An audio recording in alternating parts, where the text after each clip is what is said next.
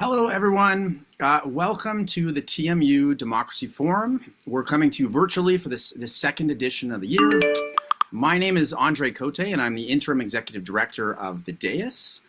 For those of you who don't know us, we're a public policy and leadership think tank based at Toronto Metropolitan University and the host of the TMU Democracy Forum series.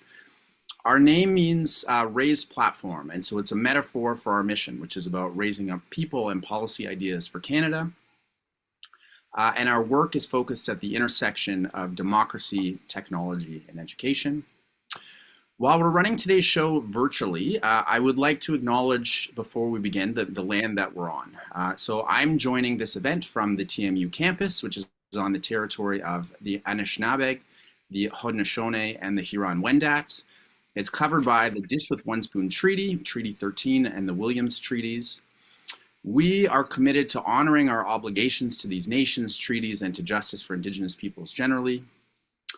And so I think, at this time of polarization and discord in our politics, today's discussion on civil discourse with two parliamentarians from across the aisle is very important and timely, especially after much debate last week about the budget up in Ottawa. It's also special for me personally, as I know both of our guest speakers very well, and I admire them both as the great people that I know that they are, but also for their public service to Canada, which is really important. And so I trust that they will reflect our spirit of civility in this conversation today. And so with that, I will introduce our most excellent host for the TMU Democracy Forum, Martin Regg Cohn. So he is the founder of Democracy Forum. He is a political columnist at the Toronto Star, where he was also a foreign correspondent and covered national politics in Ottawa. He's also a senior fellow with us at the DAIS here on campus, and a senior fellow at the Munk School of Global Affairs and Public Policy at the University of Toronto. So thank you, Martin. Over to you. Thank you. Bienvenue, bonjour. Welcome to our 42nd Democracy Forum at Toronto Metropolitan University, where we try to do democracy differently and democratically. And if you're watching us on the star.com live, thanks for joining us. Let's face it, democracy is all about talking, but also listening. And a lot of people feel that politicians keep talking past each other. So that's why today's event is called It Takes Two to Talk. And we're joined by two MPs from two opposing parties who are still on speaking terms. And let's hope that after this hour is up, they'll still be talking to each other.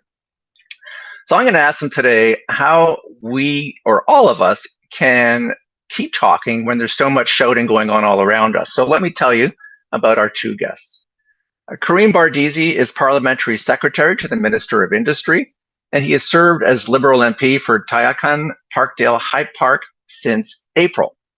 His previous job was Executive Director of the DAIS at TMU. So this is a return visit today. And before that, he was Deputy Principal Secretary and Executive Director of Policy in the Ontario government. Now, his background is in journalism and education, and he holds degrees from McGill and Harvard. So Karim, welcome back to TMU. Thank you, Martin. Thank you, DAIS. Okay. Melissa Lantsman is Deputy Leader of the Federal Conservative Party and Deputy Opposition Leader.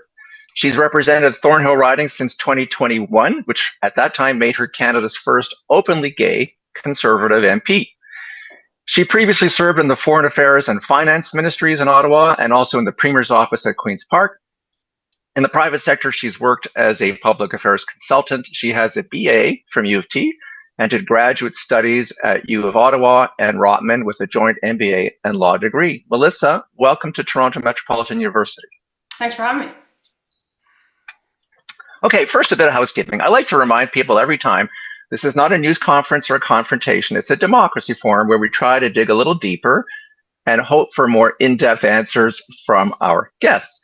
And we've invited both of these MPs for a conversation on civility, so I'm assuming they won't be going at each other for the next hour. Many of you in our audience are looking for a different approach, judging from some of the pretty interesting questions that were submitted in advance when people registered for the Zoom part of this talk. And by the way, if you're watching on the Zoom portion, there's still time to submit a question using the chat function. If you're watching on the live stream on the star.com, keep watching.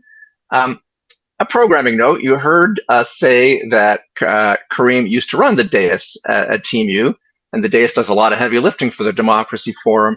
And he and I have talked over the years about the need for civility in democracy.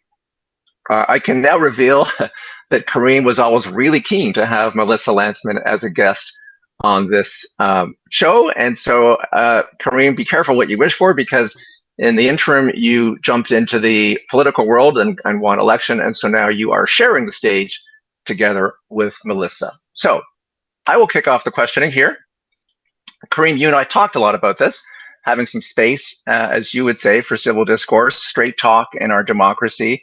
But now that you're living in the world of talking points and playbooks, it's not as easy as it looks. So I guess, tell the truth. Please don't tell us that you're staying true to yourself every step of the way. There have to be some adjustments in practice versus theory. So what's it like now being in the bear pit, sometimes on the firing line? Do you ever feel like you are bringing a knife to a gunfight and having to recalibrate? Over to you. Thanks, Martin, and thanks to all of you for joining. Thank you, Melissa. Thanks to the dais. So yeah, I've mentored a partisan environment, a governing environment. I was a partisan for a long time before I was at the dais, and have reassumed some this partisanship. And so I feel pretty comfortable being on a team. And the question is, how do you represent yourself within that team?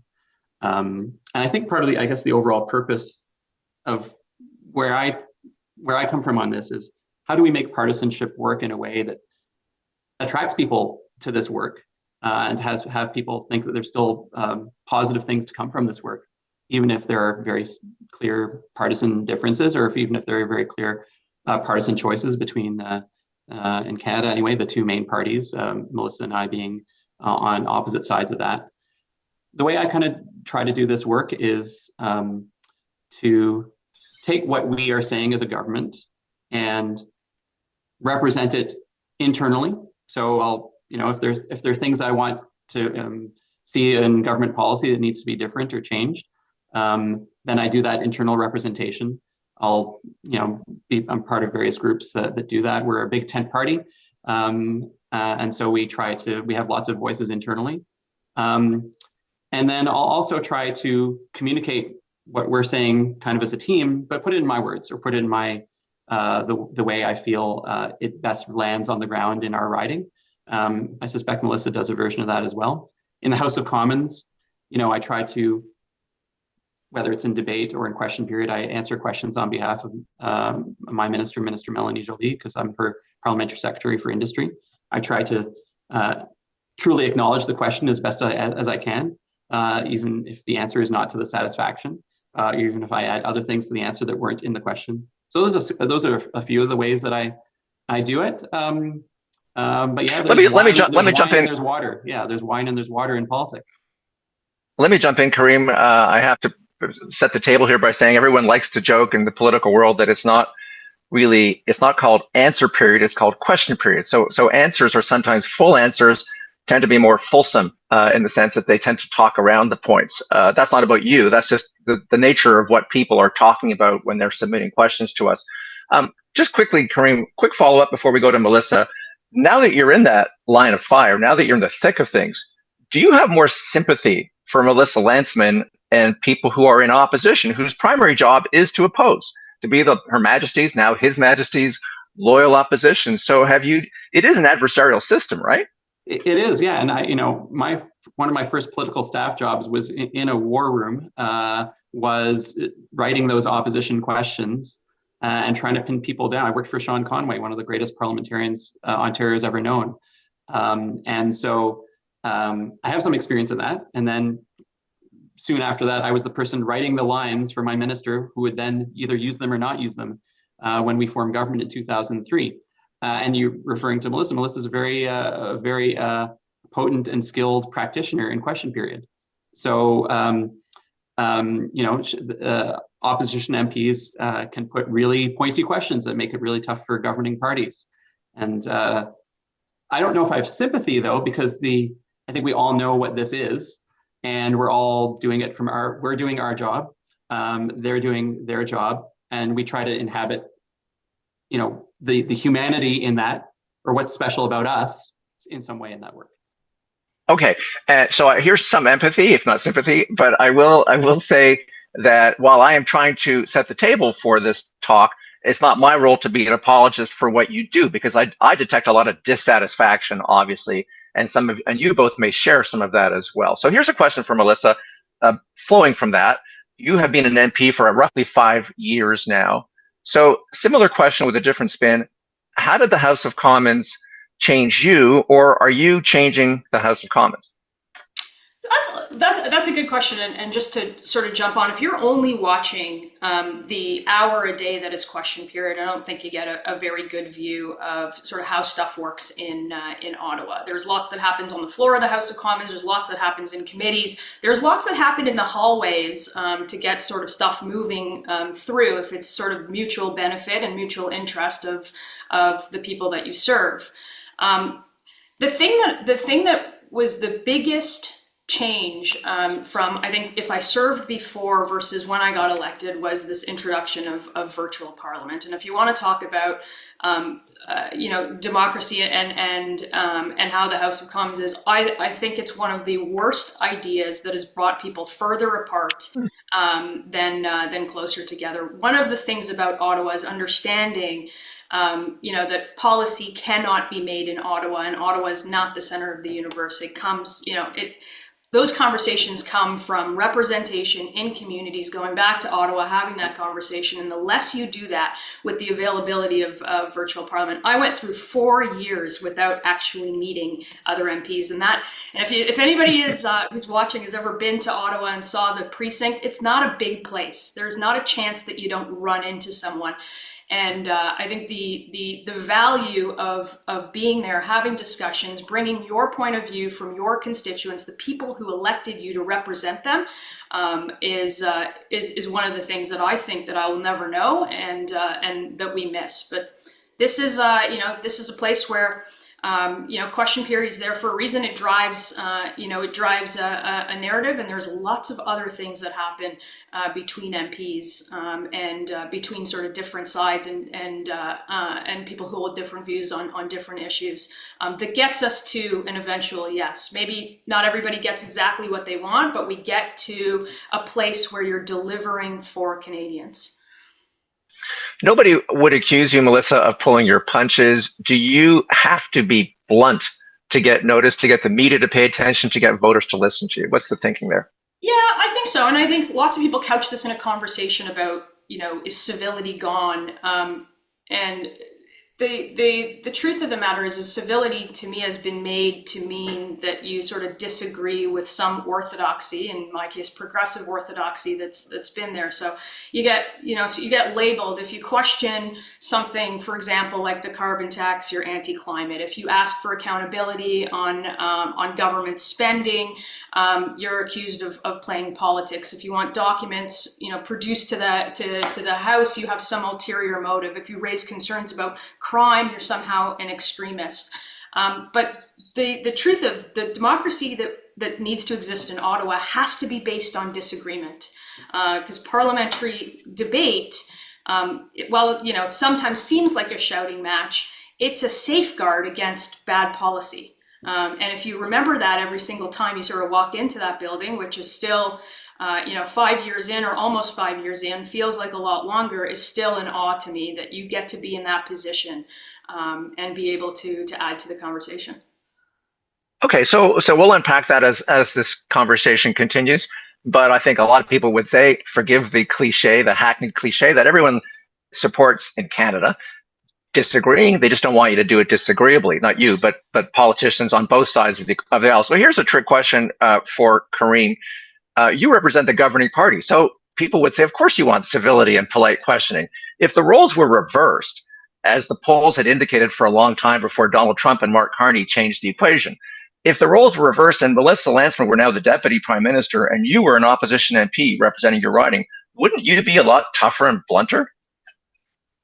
I would be doing the job on behalf of the opposition team, and there's a reason they call her Her Majesty's Loyal Opposition, and that every party that's in opposition kind of carries that mantle with a bit of pride. And again, I had some experience of this in my early days as a staff member.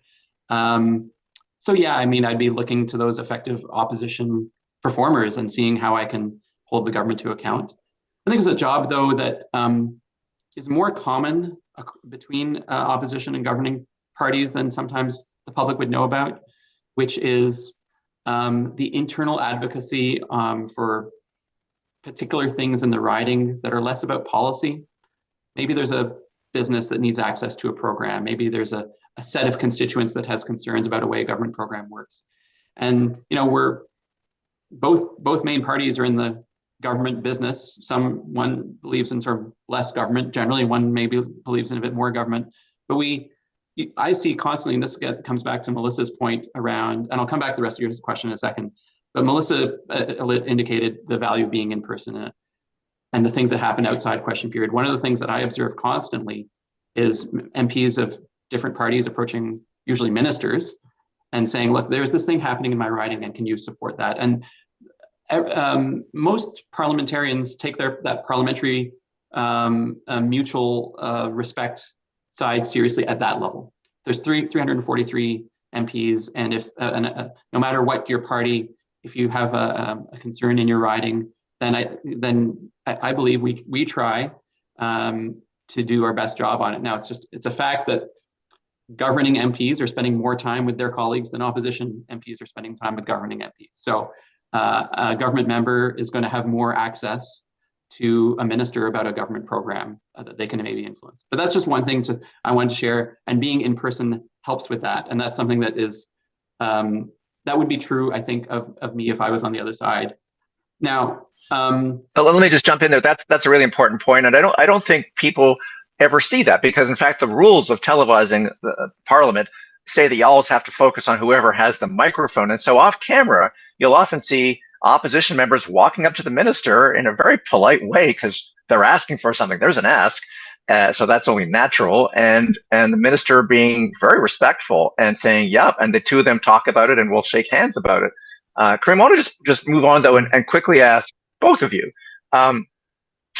When I asked you to appear together, you both said yes right away without hesitation. I was worried you might hesitate, not because you're afraid of each other, but maybe you're afraid, just a hypothetical, of how it might look to your own supporters. One of the things that's happening in our society, I feel that as a columnist, sometimes if I write something that's contrarian, if I say Doug Ford did something good, I get some pushback from readers because they can't fathom that he could ever do anything good, or that I would say that, or it would be published in the Toronto Star. So did you get any sort of raised eyebrows, or are you anticipating any pushback from Karim that you're appearing with Melissa Lantsman, or vice versa, and that you're seeing schmoozing with the enemy here?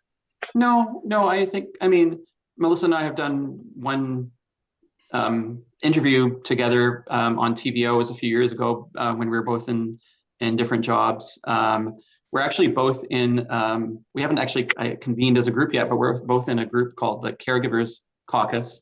And so one of the things, again, that is not that commonly known about Parliament is, yes, there's the Liberal team, the Conservative team, there are these caucuses, but there are some issue areas that actually gather people across party lines. And these, the Caregivers Caucus is one I think we're both excited by. So I feel Melissa has more experience. I'm a newer MP. She sits in a bit different place in the firmament than I do. But I felt fine about this. And I also, my brand of politics is I believe in partisanship, and but I just want to make partisanship work. And so that would mean absolutely participating in a venue like this, which has that opportunity to engage on this. And it's an interesting time, frankly, to be doing this in a break week, given what the events were last week and what the events may be next week. But that's fine too. Okay, we'll get to that later. Melissa, just quickly, are you consorting with the enemy? Well, no. I mean, I'm talking to anybody who wants to have a conversation about the state of democracy or civility, and with you moderating that conversation. Look, I've always been somebody who says exactly what I believe, clearly and respectfully and fearlessly, and I'll frankly hold my own with anybody who wants to challenge that. That's the job. And if you think you're going to be in your constituency and everybody's going to come to your door sort of agreeing with you, I think you're in the wrong business. We are in the customer service business. We provide a service that is government. Some services work better than others, but we do that for everyone, no matter where they marked, the X on their ballot, and that's the thing that you remember when you go there every day. And then of course there's the partisan role of trying to get to the other side in my case.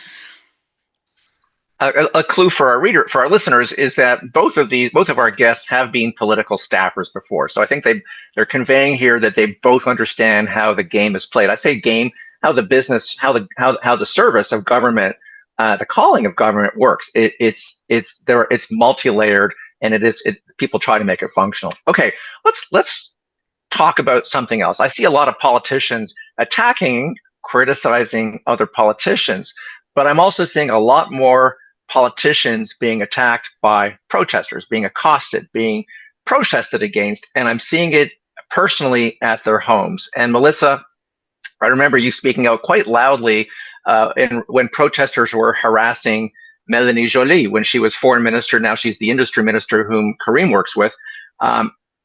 She was in the line of fire, and you stepped up and spoke out against what was happening. So what was going through your mind at the time? Well, everybody's got a government office, and whether it's you've got your office, you've got sort of Parliament Hill, which is the place where those disagreements should come to head. If it's a foreign conflict, there's consulates in the cities and embassies in Ottawa, and I think there's appropriate places to protest. And I think protest is a healthy part of our democracy, whether you disagree with it or not. But I don't think people's homes are on those limits. I think we enjoy in Canada a relative level of safety and security, walking around your own community, mostly with somebody alone doing grocery shopping. Those aren't the places where where you should feel that you get accosted, and I don't think that's the case on our side. I don't think that's the case with Karim's party, and I don't think it should be the case for any politician to have to endure that. It's going to get less people who would be good at this and who would want to take that leap. And I think if we safeguard against that, you get better people at the end of the day. Ironically, one of the people who is quite prominent in attacking, accosting, hounding, following them down the street with a video camera is actually trying to run for the leadership of the NDP. And so we'll see, he now wants to be a politician, having well, you're going to have perhaps to tell discouraged.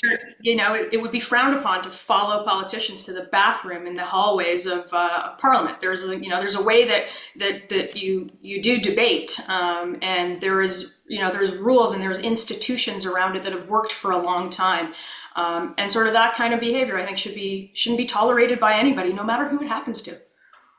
Yeah, we'll see how the NDP reacts and whether they allow him to be a formal candidate in a leadership race. A lot of people are watching that because it affects a lot of politicians, and it has an impact on family members. Doug Ford has people at his home.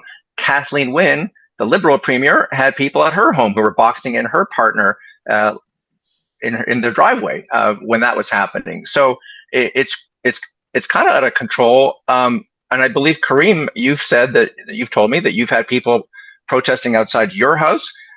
Melissa, you mentioned that people should be taking their protests where they belong, like, for example, a consulate. That's a way to say that a lot of these protests are about the Middle East, and people are attacking people on all sides of the issue from all backgrounds, and it's pretty disturbing. But a question: is this the chickens coming home to roost? Because politicians tend to wind people up a lot of the time, and so how do you wind people down? How do you draw that line?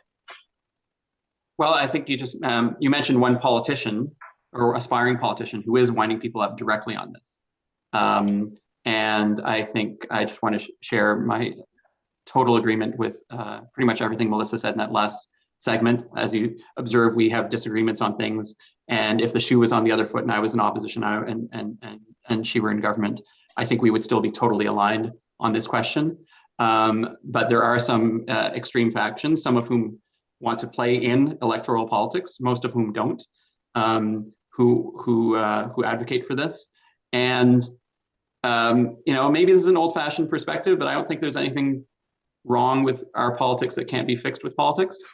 And there's a bound, and the bounds of that are clearly the kinds of things that Melissa identified, but showing up at people's houses or occupying government offices, in particular, where you've got, in a case of, in my case anyway, you have a constituency staff. Melissa would have, all MPs have a small number of constituency staff who are also in the government in the service business, and they did not sign up for the kinds of things that they sometimes have to see. And frankly, it makes our politics riskier. It makes our politics less effective, and it turns people away from the causes that they think they're getting more support for too often. So I feel very strongly about this point. And is there work to do to increase civility in our politics? Yes. But is there a rational connection between some of the things that might be happening in our politics and the desire to show up at people's houses? No, I think it's people who think that they are making a change, people who think they are advocating, they think they're going to get a result, or they're going to express, they're going to express themselves in a way that's going to break through. I try not to give any attention to it because I think it fundamentally makes our politics lesser, not better. No matter how compelling the issue is, and there's lots of compelling issues around people, around which get people excited. Yeah, I'm going to sort of bite in here. I think the suggestion that, any politician or any force sort of gins up what is and what has been illegal activity in a lot of cases. We have very clear laws on that, and we have an enforcement problem on this. So again, a public policy discussion needs to come out of this about, what we're doing in order to stop this from happening without taking any kind of blame or responsibility because of the words that you use. You're not allowed to do this. You're not allowed to camp on a front lawn of a university for months at a time. There are very, very clear laws on the books, and what it should do for politicians, it should drive a conversation about what the solutions are to make sure that this doesn't happen, given we have the laws. And if we don't have the laws, then we can make the laws. I fundamentally believe there's probably enough on the books on this one. Yeah, and to Karim's point, I don't see a positive outcome. I don't see any changes from those kinds of illegal protests and harassments. And what I do see is people who aren't prepared to do the work, the hard work of politics, of getting people on sign, of getting petitions, getting votes, and laying the groundwork to make that happen. But Melissa, just briefly, we talked about protests outside Karim's home, I think at 3 a.m. You have had, we've talked about this ahead of time, so I'm not giving anything away, that you have had RCMP protection for more than a year, almost 2 years now. How does that affect you? Yeah, look, we've had it at various times at various levels. It's not really a secret if you've interacted with me or been at public events, but look, that shouldn't happen in Canada. We've had multiple direct threats. People have been arrested. They've gone through the court system. There's sentencing happening now. Those are the things you don't want to talk about publicly in politics, because you frankly don't want to give anybody else any ideas. And it's no secret that you're in a certain place at a certain time every day of the week. So that exposes the people around you. But this is another instance where, laws aren't being enforced. And if they are, they're slow to go through the system. If they do go through the system, the punishment isn't there. And I think it's worth a conversation about, the hard work of policing this. Okay, change of pace here. I said at the beginning of this Democracy Forum that it's not a news conference, but that doesn't mean we ignore the news. We did have a federal budget last week. Melissa, you've had a few more days to digest it. I'm going to try another trick question. The question is, can you say anything good about this budget? Yeah, absolutely. I mean, there's stuff that we came up with that is in the budget, and I think that they should do more of that. look, I think directionally there are some things in the budget, capital cost allowance, like things like that would drive productivity that I think are a positive step in the right direction. They're wholly short of where they need to be.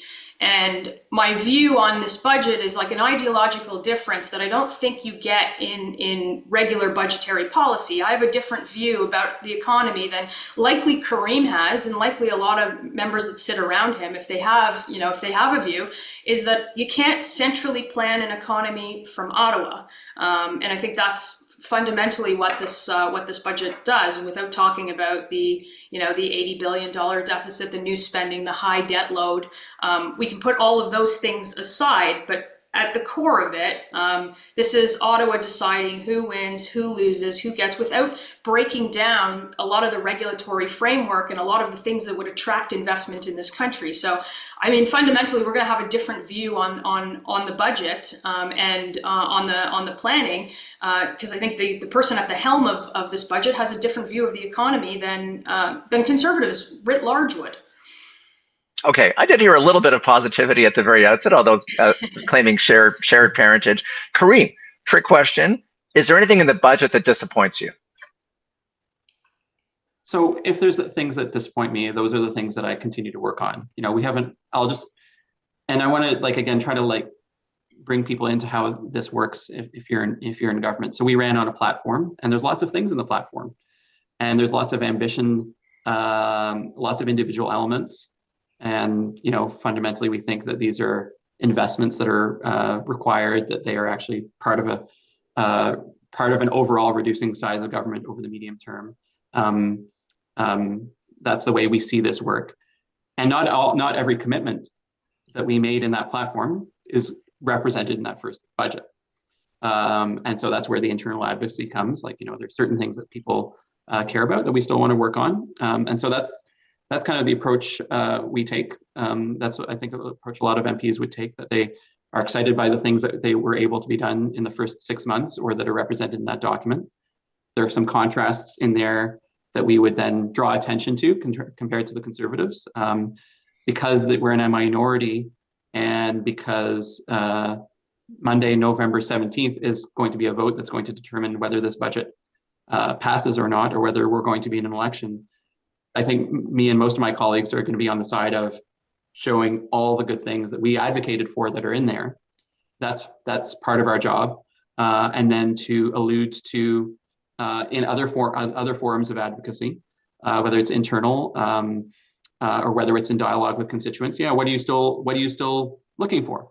Now, that's on the assumption that the platform is something that we champion. Now, and as Liberal MPs, we do champion it.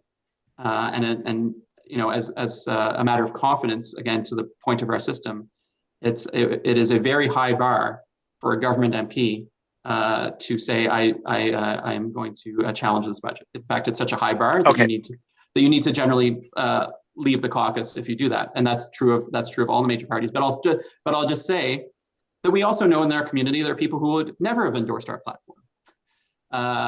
And that's okay too. And so we want to hear from those folks. And sometimes I try to, there are a lot of people who voted for me, sometimes people think, I voted for Carney, and we have to, okay, actually you voted for a local MP, and most people know that they voted for a local MP, but they may have had the Prime Minister in their mind as they voted, and that's great. And sometimes some people, we had in the case of Tyacon Parkdale High Park, I got over 55% of the vote. There are people who voted for me who are not identified liberals or would not identify themselves as liberals or typical liberal voters. I run into them all the time. And the work to be done by, frankly, any party that wants a majority is to look at those people who are not your natural constituents and say, okay, what can I find in here that you support? And sometimes it's a particular program. Maybe less so for conservatives who are going to be less excited by a bunch of government programs. That might be an approach to governing. And an approach to governing, you can tell that story in a broad way. You can say, look, this is where we're going directionally. And that can be something that can appeal to people who are not your core voters. Okay, let me jump in. And Melissa, I know what you're thinking, so bear with me for a second.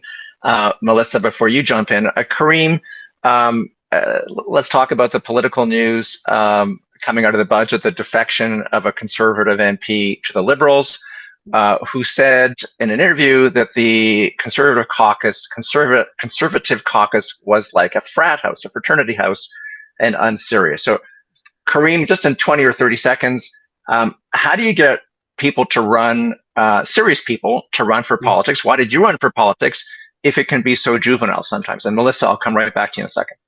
So I think like we're a big tent party. My connectivity was mostly with the provincial Liberals, but the threat to Canada that I saw with the election of President Trump and the threat to our sovereignty was one that motivated me and a lot of my colleagues. This is even before the Prime Minister was chosen as leader of the party in March of 2025. So I think a lot of the new MPs have that motivation, and our colleagues earlier have different motivations, and actually a number of them decided to run again because of that shared motivation. Let me give it to Melissa. Can I just finish about the caucus? Yeah. So when I'm in my caucus, and I don't know the Conservative caucus as a group, but I know the Liberal caucus as a group now, and it's lots of different people in there. But it's I'm impressed by the dedication, the seriousness, the fun that we have. I think I like our group. Okay, Melissa, over to you. Yeah, look, I think we have a high caliber number of people who've been there, also some for a shorter amount of time. We have a lot of new caucus members, a lot of old ones. And I think we are the kind of caucus where you always get your say and you don't always get your way. But we argue those things on the floor of a caucus, just like we would on the floor of a House of Commons, and come out with a position. Look, I think on defections from any other side, you have to face obviously your colleagues in the House, but you have to face your voters, who in this case you went out to 6 months ago and ran under a different platform. And I think there's something to be said about Canadians keeping in check an largely untested Prime Minister with a minority government, and I think trying to manufacture a majority is certainly, I think there's going to be people that raise eyebrows around it. So that's where we're at now. Well, but the Conservative Party of today has also some roots in the Reform Party, which encouraged MPs to think independently and I think a lot of Canadians get tired of talking points and the predictability of politics, even though I also understand as a political columnist, it's a team sport. You can't always go off in different directions. But if an MP listens to the budget and then changes his mind and says, well, this is a different proposition and I don't like the way my colleagues are behaving, it's a frat house, isn't that a refreshing change of I think that's the opinion of one person. Look, I've often been put in a category of progressive. I've been put in multiple categories of what kind of conservative I am. And one thing I'll tell you is that my opinion has always been valid, or valued, I should say, within that caucus. And I think it's a good place for rigorous discussion that at the end of the day is trying to deliver results for people, which is the thing that I think drives us to go to work every single day. And I suspect that drives a lot of MPs to go to work every single day. Okay, let's talk a little bit about some of the backdrop to this. Melissa, you've been on social media this week, kind of making fun and pointing fingers at the Liberals, and because one of their MPs, Nate Erskine-Smith, produced a video that is really quite critical of the budget. And so maybe if you're a Liberal, you're annoyed at him for straying from caucus solidarity. But shouldn't you be, again, just like your own Conservative MP who crossed over to the Liberals, shouldn't you be encouraging someone like Nate Erskine-Smith to speak his mind? Because he's kind of doing your work for you, isn't he? Doug, I'm not going to speak for Nate. He can speak to himself. My point is that he's going to vote, for this budget at the end of the day. So it's a bit on deaf ears. I think you got to look at every case separately and what these people are doing with that kind of video. Perhaps they're running a leadership campaign while sitting as a member of Parliament, serving the people of Parliament. But I think that's a question for Nate. The point of this is if you're going to do sort of palace intrigue and the voyeurism into parties, I think there should be equal application of that. And while we have somebody on our side who presumably, liked the budget and is going to the budget, if you believe that that's the reason for the floor crossing, then I think you should apply that same standard on the other side. And I think that's what we want as politicians.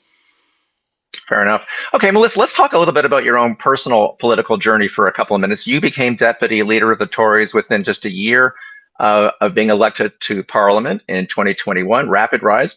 But you wrote something a few years ago in 2020 that I want to share with our audience. And I'm going to quote here from one of your tweets, as it was then called.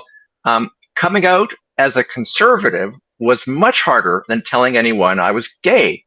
Cheers to being yourself. And that was on National Coming Out Day. That was the hashtag. So I feel like you were being a bit tongue in cheek about that. It can't always be that easy to come out either way. But I don't want to put words in your mouth. So what was so hard about being a conservative on campus? Well, certainly, it depends on where you are in your life, but I suspect that it's a bit easier to be a conservative on university campuses this day, given the wild rise in conservatism amongst young people. That wasn't the case when I was in school. And you're right, it's a tongue-in-cheek comment, but if you're constantly made to feel like your view is othered because it doesn't fall within progressive orthodoxy, then you've got to find a space where it's comfortable to be a conservative. On my personal journey of coming out, I've got to tell you, I had it very easy with a super supportive family for the most part. So I'm not diminishing other people's sort of journeys on this, which is much more difficult than mine. But I made a point that if you don't fit within the narrative of what society tells you the narrative is, you're somehow othered. And I felt more of that as a conservative than I did for any one of the other labels that people stick on other people and put them sort of in demographic boxes. Like, people are not polling data. They're not demographics. They're not, just random guy between the age of 18 and 36. There's a lot of different people from 18 to 36. They do a lot of different things in the world, and sort of cupping them together into seeing the world in demographics, I think, is a super, super dangerous trend. Well said, but I have to poke back and point out that you and Karim are both in the business of demographic slicing and dicing, and understandably so. That's how politics works. You do deal in aggregates, but the peril of that is that you deal in stereotyping because you expect everyone to fit a particular template. Just quickly though, so what about being LGBTQ plus in the CPC, the Conservative Party of Canada? Has that been, you're not the first, but maybe one of the first who has come out? And what is that like? And because other politicians, I remember we had Christy Clark, the former Premier of BC, talking about how her party, which was right of center in BC, could be an old boys club. This MP talked the other day about frat house. So what's it been like for you within caucus or within the party, I should say? I've never once been made to feel any less for anything. Look, I'm a lot of things. That's one of the markers of the identity. I'm a child of immigrants, as a business person before. Like, this is a place where no matter who you are, where you're from, what color your skin is, where you came from, when you got here, what language you speak, who you're married to, if you want to play in the conservative tent, there's room for you, and that's the kind of party that I joined. Okay, I'm going to try to lead by example here and admit where I've been wrong, or at least where we have done wrong, and that's in the media, because reporters are always looking for a quick clip. I'm a columnist now, but I've been a reporter for many years, and that search for the grab, for the quote, I think perhaps forces politicians to keep reciting the same lines in hopes that the media will grab that clip. Am I right? So the mass media thrives on conflict, social media thrives on anger, and it's built on anger algorithms, and then the mass media then amplifies that anger algorithm, and it's like a vicious circle. And so I guess the question is, do you worry that your rhetoric in the parliamentary chamber is feeding those echo chambers online on Twitter or X? And do you ever regret that when you're like, if one of your tweets catches fire, do you ever say, oh my God, whether it's a tweet or a quote, allowing for our own role in making things worse? How do you feel when that happens to either of you? Yeah, look, I'll jump in and tell you, I think the value of all of this first, so we don't damage the role, I think, of social media in accountability. I think it's given ordinary Canadians from all walks of life like a direct voice and a direct view into this, and it's held politicians more accountable by having to put everything that you're doing, when you're doing it, who you're doing it with, whether you agree with them or not, online to sort of show the value of their work. But of course, the platforms drive that sort of narrative. But look, I personally don't subscribe to the fact that any of this is all bad at the same time. I think you still end up with politics by argument, and I think that's probably where the best politics come from. I think the changing role of traditional media is something that you can't ignore, and I think that's a lack of trust in institutions. We have a Canadian media landscape that's changed, and many people who hold the view that journalism existed to challenge those in power, and who hold the view today that increasingly it is an echo chamber of those power chambers. And part of it is big media bailouts to the tune of $600 million, a state broadcaster, and whether there is a journalist that has no bias, there's a perceived bias. So there is a lack of trust in the institution in terms of delivering news. But our view as conservatives, for everybody watching this, is the government's response on trying to sort of shut this down, whether you believe that you're part of inflaming the algorithm or not. The response can't be to control elements of speech like you saw in different bills. That's not really safety. It ends up being censorship. And I think the cure for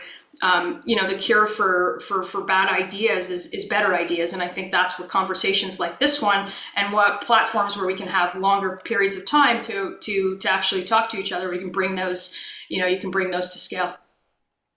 Okay, Karim, I did my public confession, and Melissa made me feel even worse.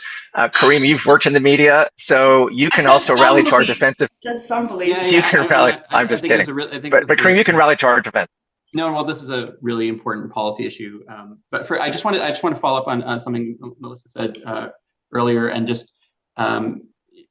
share comfort within a caucus and comfort with being what you are within a party. And I just want to share my experience as a liberal, and being, the big tent that we have. We've got farmers in our party, like working farmers. We've got born again Christians in our caucus, people you wouldn't ordinarily associate with liberals or liberalism. And so I just want to share that at least in our party as well, that there's a very much comfort of being yourself, whether it's your character, your individual, but also some of those labels that put people on this issue. I'll just jump in and say it's important, I think, because that's an important theme, both of you, that because I'm a believer in big tent parties, where it's not just factions against factions. So that's an important point. But the clock is ticking, Karim, so I'll just let you go finish up quickly, because I want to go to some questions from the floor. So social media and journalism regulation, or not, is a big policy issue. Melissa has given her spin on some of the policies that the previous government brought forward. Many of the major mainstream media institutions continue to be supported by some policy measures that put money in their pockets. I'll note that the Doug Ford provincial government has a policy of investing advertising dollars in sort of legacy news organizations. I'll just say the following, and maybe I'll give it as an example.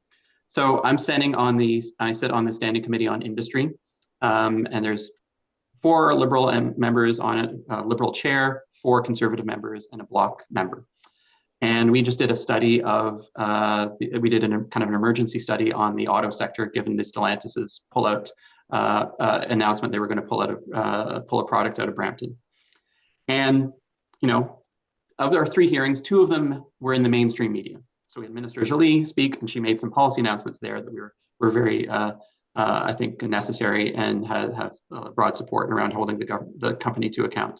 There was a separate news piece when the Stellantis Canada's president came on, and some of the interactions he was having with the committee. And then the different people on that committee were also generating their own social media content around it. Now, the funny thing about that issue is the parties are pretty aligned. We're all fighting to have a strong auto sector and ongoing strength of that sector in Canada, given some of the challenges. The Conservatives will hold us to account, the Bloc as well. And we're actually mostly aligned on the policy objective, but we're still going to have mainstream media covering it and amplifying some of the conflicts. And then people individually putting out their videos. So Raquel Dancho, the lead Conservative member on that committee, critic for industry, put out some content, as did I with Dominique O'Rourke, who's the head of our auto caucus. So we're all playing in this mix of mainstream media and social media. And I'll just add that even if the mainstream media audiences appear to be going down, there's still a way there where in mainstream media, and in particular TV news, continue to shape the agenda. You know, I used to, I would talk to my students all the time. I'd always ask them about their media consumption diets. And inevitably, there'd be some niche publication or niche online thing that I hadn't heard about. I learned about 6Buzz originally through my students. But then also CP24 was one of the most popular things. And why is CP24 popular?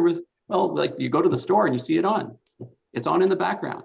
And there were a small number, and I tried to grow the number of Star subscribers or Globe subscribers, or the Logic subscribers, or readers, larger number of readers than subscribers. And so, you know, what's I think exciting about this, it's easy to be very declinist and say, look, we are only going down rabbit holes.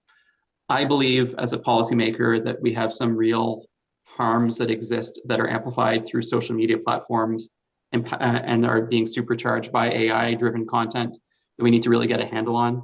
And I do worry about our public square in that sense. I think it's going to be a robust policy debate. I think something that we in the Conservatives will continue to engage aggressively on. Okay, let me jump in. Let me jump in there, Karim, because I do want to save some time for our listeners. Sure. Here's a question that come in. Thank you, Karim and Melissa, for taking part in this candid discussion hosted by the Dais and Martin.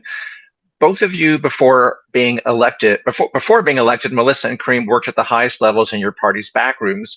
What do you find is the biggest adjustment to being public-facing MP versus working behind the scenes? And I'm just going to add something to that because we talked about this.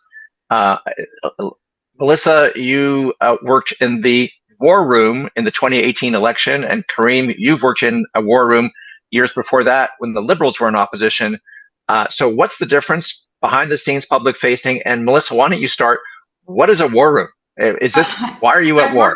I've worked in a lot of war rooms, both provincially, federally, and the war room is sort of the mounted election effort with different jobs, but it like literally is what you think it is. It is a big room.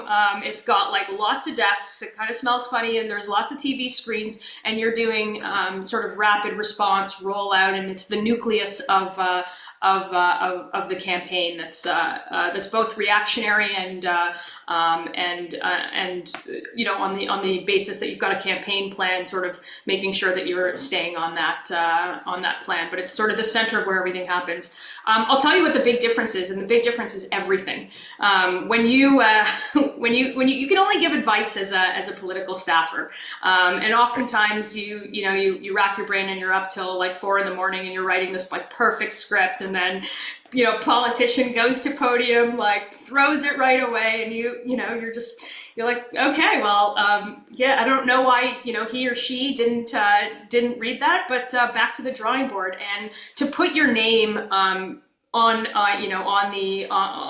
election sign and on the ballot is that next step of, there's only so much advice you can provide, and if you think that you can do a better job, and you want to be at the actual table rather than just one layer removed behind these closed doors. A lot of these decisions happen amongst the highest levels of government, and if you think you can do that better, that's sort of why I did it. But man, the difference is massive, and the pressures are different.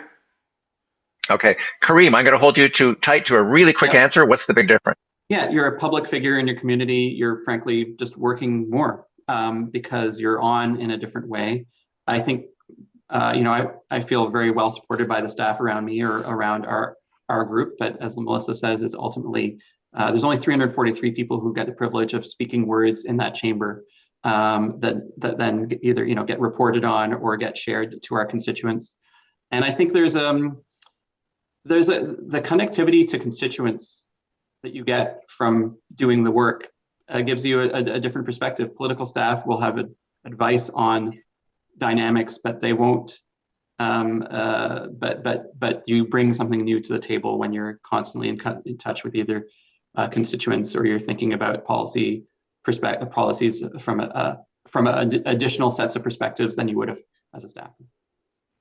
Yeah, there's nothing quite like going door to door, and I've accompanied politicians, and it is an eye opener, not just the variety of opinions, but the particular issues that you hadn't thought of that are so top of mind for people. Okay, another question, kind of a sum up as we draw to a close, although there's still time for more.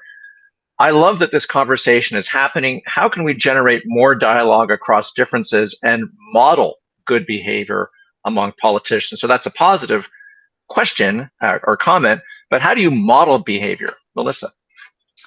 I mean, it's a good question. You're ultimately responsible for the people that send you to Ottawa. You're accountable to them, and I think opening up those levels of accountability, you effectively have a report card at the end of the election cycle, and whether you are deserving of the people that send you there.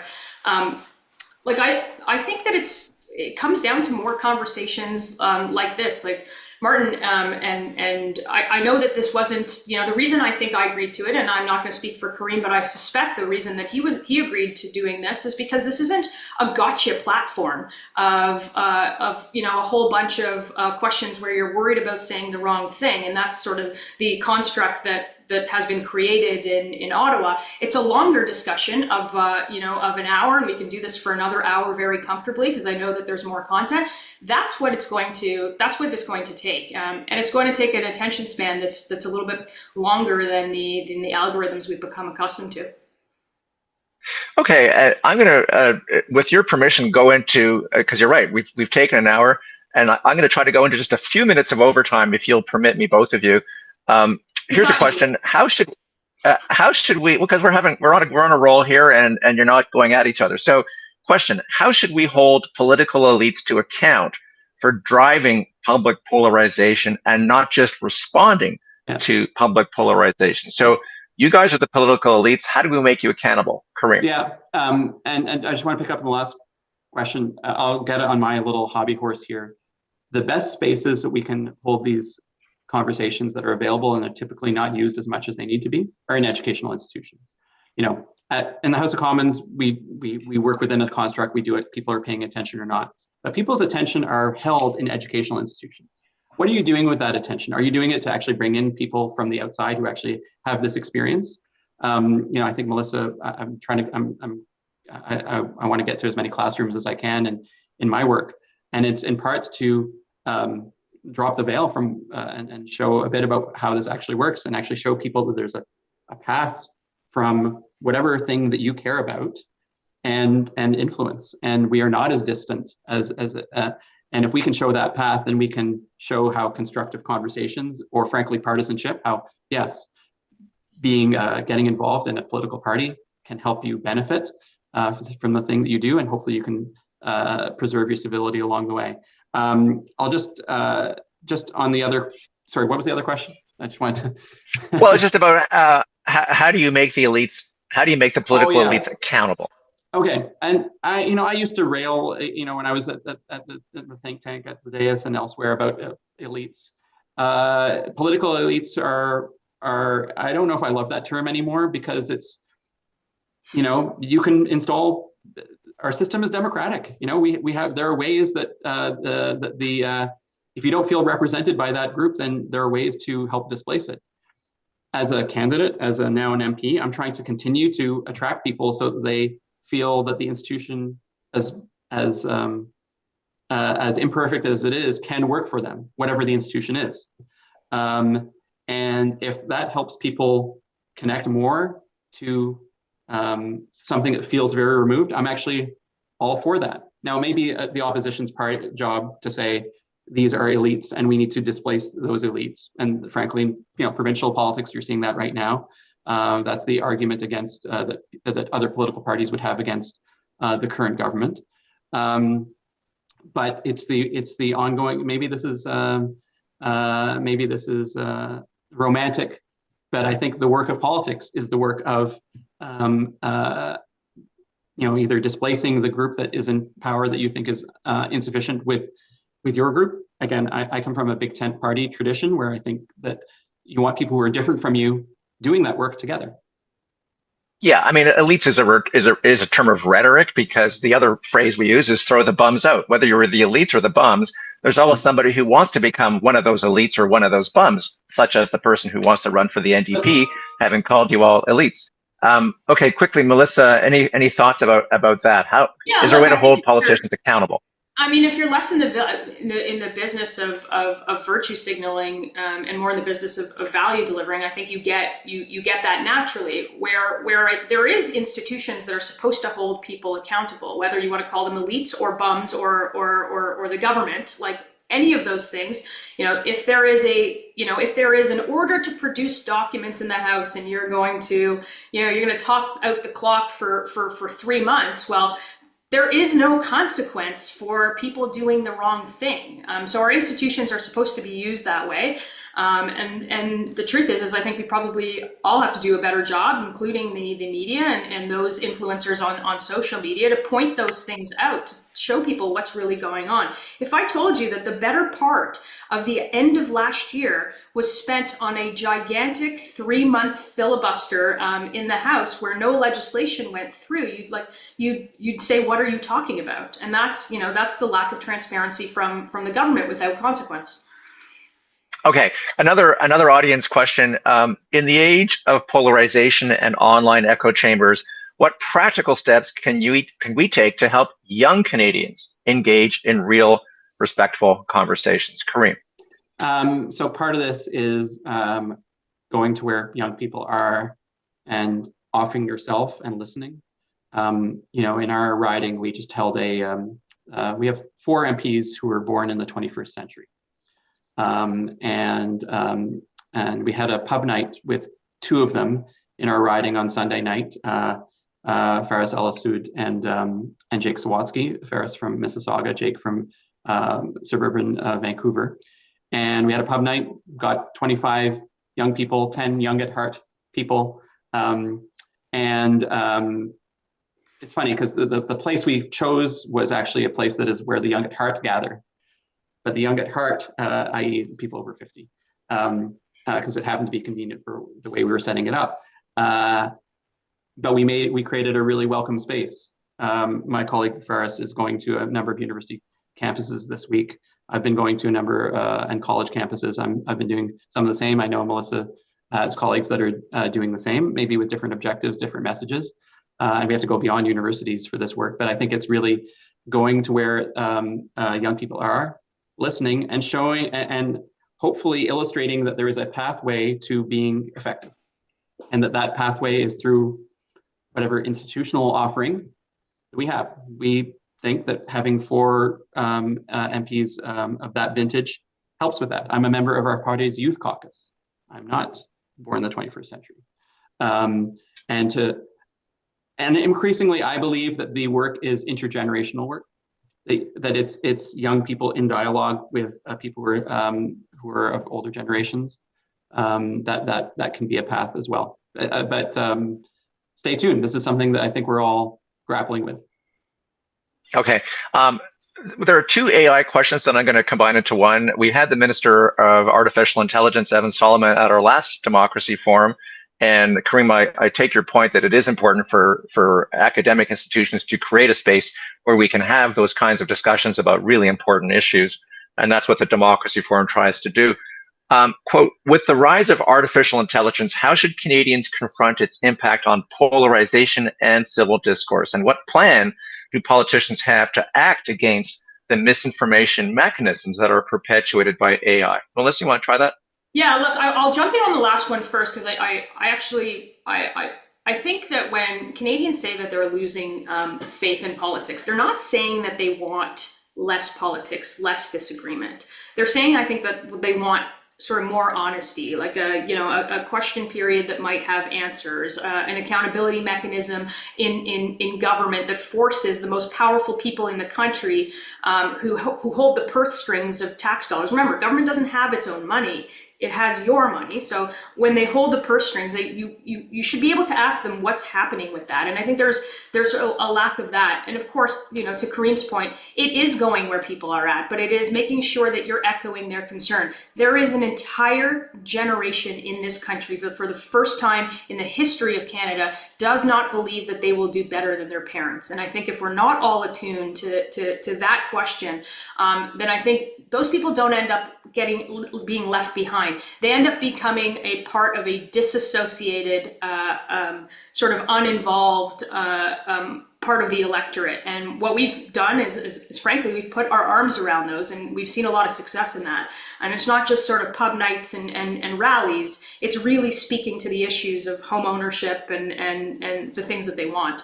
On the AI question, I think this is a careful balance, like we would have to see on all issues when it comes to government restricting, something that's going to be a form of communication, or restricting something as fundamental as speech. The problem with AI moving so fast, by the time a piece of legislation hits the floor of the House of Commons, you're like 6 months behind on where it goes.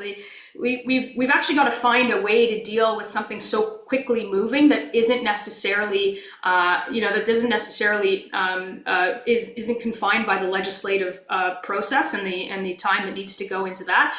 But it needs to, you can't be government bureaucrats deciding what you can see and what you can say. And so far, the bills that we've seen have a bit of an element of that. So we're gonna work with everybody to find a way forward where the really gross stuff of creating images, sharing things that shouldn't be shared, is punished by the criminal code, and not necessarily a new piece of legislation that talks about the foundations of our speech and democracy. Okay, Yeah, Karim, we're not just out of time, we're out of overtime almost. Yeah. So very quick response from you, please. Yeah, sure. And there's some great dais research on these issues. I'm not going to get ahead of the ministers in our government who are working on these files. And I put on my campaign card, one of the 5 commitments I made for running was protect kids from online harms and invest in the CBC. So this is something I care a lot about. AI superpowers a lot of this. We got to, again, get educated and get smart. Okay, I do want to give you both a quick last question, because I think this is on the minds of some of our people in our audience. Any final words of advice for students or anyone about getting involved in democracy as a politician or as a political staffer? What do you know about politics now that you didn't know before? It's easy, actually. Walk in and say yes to everything. Walk into an office. Walk into have the opportunity to go. What I don't know now, what I didn't know then, is that I have met my very best friends, my entire sort of circle of existence, through some involvement in politics, and that's because they were values-driven people, and we shared something much more in common than playing the same sport or watching the same movie or growing up in the same neighborhood. And those remain sort of my closest friends till today. So certainly, if I decided to leave politics immediately or tomorrow, not that I am even suggesting that, I would know that I have sort of my entire village around me was created because of that first opportunity that I took when I was a student. And Karim, over to you, and maybe address also the fear of failure that a lot of people have, because you take a gamble when you put your name on the line. Yeah, and I had the same experience as Melissa. I moved to Ontario 24 years ago and didn't know who my people were, and ended up founding my people through that. And like Melissa, we'll have them ongoing. I'll just add also that getting involved in politics is something that if you're young people have more power than they think to influence, just because by showing up and by showing an interest, the elected side are going to be more interested in that, in them, and frankly, it's a path to career progression. getting involved in politics, even if you don't do a job in politics, it makes you more effective in your other lives. It makes you more community connected. It builds that social capital, which is so deficient now, especially post-pandemic. The ability of young people to have those professional connections or the opportunities have gone down. So politics really helps that. Not many people are as nuts as Melissa and I and decide to put our names on the ballot. Lots of our peers in those political circles looked at that and said, no, thank you. And it comes with, yes, it comes with the prospect of failure. But, you know, the thing about doing this job, the job that we do, you're kind of, you're putting something on the line every day, and you have the prospect of failing in public on a daily basis. And I had an old leadership professor who told me that the best way to grow in your leadership is to create opportunities for yourself to have the prospect of failing in public, and that is how you grow. And that is how we, I think, grow together. Thank you so much. That is all the time we have for questions. That's all the overtime we have. I want to thank both of our guests, Karim Bardeesy and Melissa Lantsman, for showing us you can actually have a really interesting dialogue and showing us another side of the political process in public and behind the scenes. So thanks also to everyone in the audience for listening, and a special shout out to everyone at the dais team who supports the Democracy Forum. Thank you, everyone. Merci, Megwich, and safe travels. Bye for now.